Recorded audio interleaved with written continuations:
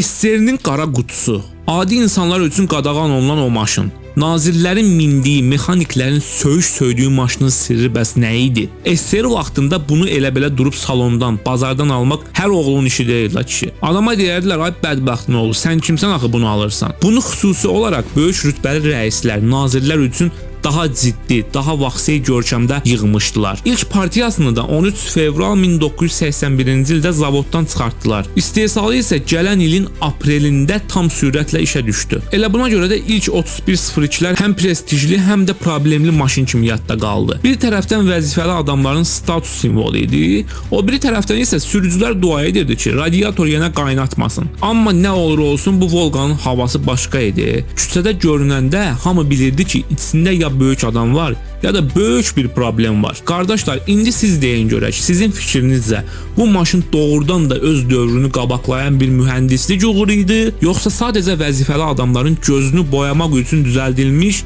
bahalı bir oyuncaq idi? Şərhlərdə yazın görək kimin babasının belə bir Volqası olub. Növbəti videolara motivasiya olsun deyə o əsrarəngiz barmaqlarınla videonu bəyənib kanalıma abunə olmağı unutma. Sabaha qədər.